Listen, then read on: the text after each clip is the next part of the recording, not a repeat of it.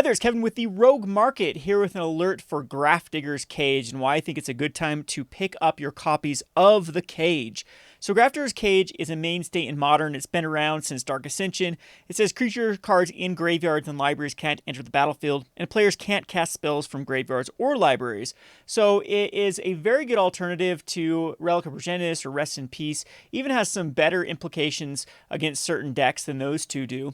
Especially the cards that are entering from the library. So Grafdigger's Cage currently is now going to be relevant in Standard thanks to Lukka. So Lukka decks have just been taking over Standard, and Grafdigger's Cage is a great answer to those decks. In fact, many of the decks like Mono Red Aggro and Teamer Adventures and Jeskai Fires have been putting a lot of cages in their sideboard to combat the Winota and the Lukka decks from cheating in the Agents of Treacheries.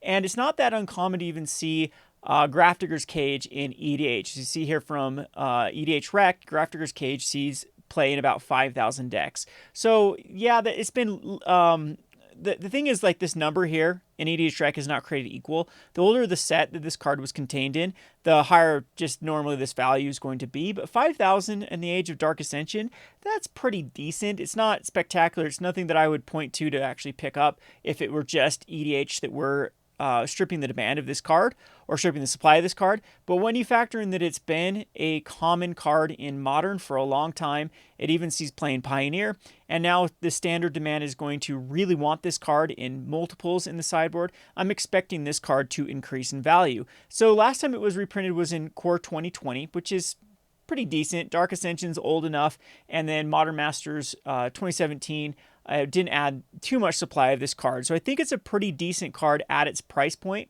And there are little factors that can indicate whether or not this card's going to go up. The first thing is you can check Card Kingdom supply. And out of, if there's anything less than 8, and there isn't any of these good, very good EX, then you know that this card is actually on the move. If a card has a lot of supply on Card Kingdom, you'll see multiple copies in all of these brackets, as well as it will have 8 available here. They kind of cap it at 8.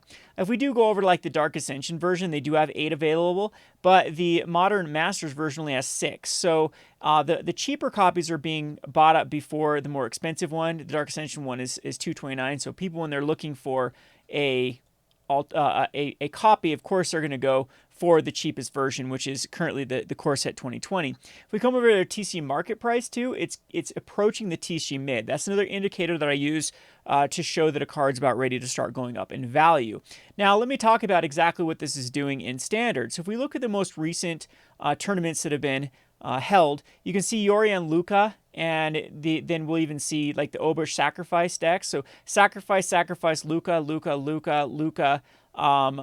4-color cycling to a point. I don't know if you'd bring it in versus 4-color cycling, because if they are running the Lurrus version, most of them are. Yeah, Lurrus, it does cut down their ability to just keep casting back their Flourishing Foxes every turn. Lurrus is just like a little addition to this deck that's not that relevant as it is comparatively to some of the other decks. But there is... Grafdigger's Cage isn't a dead card versus this deck is what I'm trying to say. So if we go back, though, you can see that out of these top ones, out of the Magic Fest online, we had Lukka, Lukka win. It took 2nd place, took 4th place, and another 4th place was the Obush Sacrifice. Another Obush Sacrifice in the mix here. We go back down, it's Lukka. We have a Lurrus deck down here. So again, enough of the ones in the top. This Magic Fest had Cycling. Again, I don't know if it's relevant or not to be running a Grafdigger's Cage versus Cycling, but we do have some Lukkas and Sacrifice decks in the mix. If we just look at it overall, it's really good against the Lukka decks. It's really good against the Obush Sacrifice. If you actually put all the sacrifices together, they actually take up a huge chunk of the meta. So it's going to be 10%, which puts it about the 3rd most played deck currently in the Standard metagame. And then if you put Winota on here, we're looking at adding them with Yor and Lukka. You're looking at probably 35-40% of decks that are going to be answered or at least slowed down by Grafdigger's Cage. So why it's so good against the Sacrifice decks is that it's very good against the Cauldron Familiar combo. If you can take that aspect away from it, as well as the Lurrus aspect, then it's a lot better. You slow it down to the point they have to find an answer for the Cage or try to go through it, which is a pretty good trade-off for a 1-mana artifact. So that is my reasoning for the cage. If we actually look over here in some of these lists, we have, like I said, the mono red aggro deck is running 2 of them in the sideboard in one of the most recent finishes. This Fires of Invention deck, this is actually kind of a cool Fires of Invention deck that's just utilizing casting a bunch of enchantments for the Archon of Sun's Grace, and then having big mana with Fires of Invention to double like Elspeth Conquers Death in a turn. Or it's really just trying to tempo out rather than going crazy on a sort of combo with the Jeskai Fires. So this is kind of a neat little deck with the Fires. However, this one did put 3 cages in the sideboard to specifically deal with the Winota and the Lukka decks. Now, however, there is the caveat that I'm going to be doing a video on my main channel about Agent of Treachery and why I think it's going to get banned.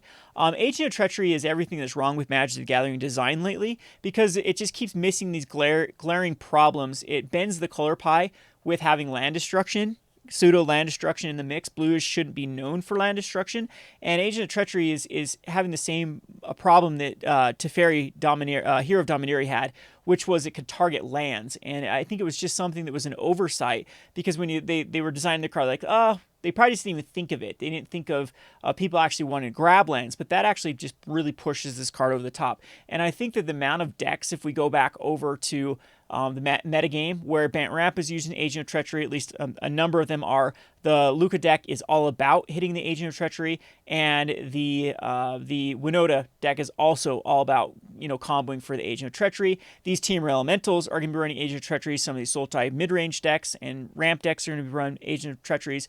And then many of these other decks that you're going to look that show up in these finishes are going to be running agents. And the whole reasoning is that big mana is huge, or cheating in cards right now is huge, and Agent of Treachery is just such a great card against these decks that aren't really trying to do much on the first opening turns. There aren't a lot of aggro decks left. Mono red is nowhere to be found. The Lurrus decks are starting to be pushed down because they just have such miserable matchups versus the Fires decks, and Agent of Treachery just keeps getting better and better.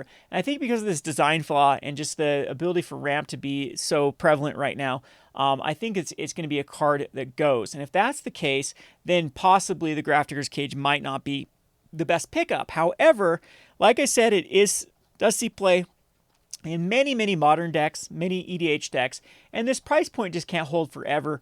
Anyways, before it was reprinted in the core set 2020, it was worth twice as much as it is now. This happens all the time with cards they're reprinted in core sets. They get crushed, and then core sets eventually don't have the supply that people think they're going to have, and those prices continue to have that nice trajectory where they start to gain value. And I like this card because it is the triple dipper. It is going to see more and more play in Pioneer as there's more cards or decks that actually do abuse the graveyard, or abuse the top of the library, cheat things in that way, or in Modern, as you saw, plenty of decks are running the cage in their sideboards for Modern. So great pickup right now for Grafdigger's Cage. I wouldn't wait for this card. I don't think rotation is going to affect the price right now. I think this is like a price that is really resembling a standard that is not using it. And now, since the Lukka decks are taking over, standard will be using it, and this card's going to start really spiking up in value.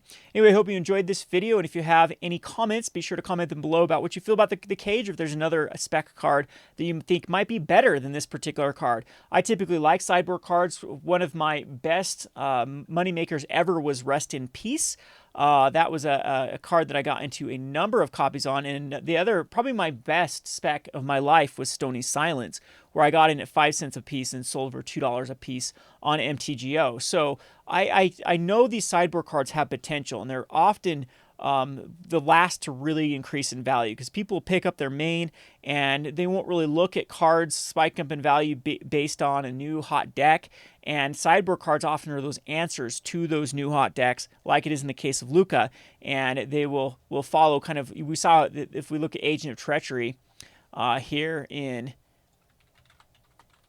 just look at Agent of Treachery, how expensive this card has got in the last few days because of these combo decks that are running it. And Cage, I think, is going to be a little bit behind on this this particular card. Hope you enjoyed this video. This has been Kevin with the Rogue Market. Be looking for the video about how I think the Agent of Treachery is everything wrong with design, because, like I said, it bends the color pie, and it was just, in my opinion, an oversight that should have been caught. The same thing with Teferi, Hero of Dominaria, being able to target lands. I hope you enjoyed this video, Kevin with the Rogue Market. Thanks for watching.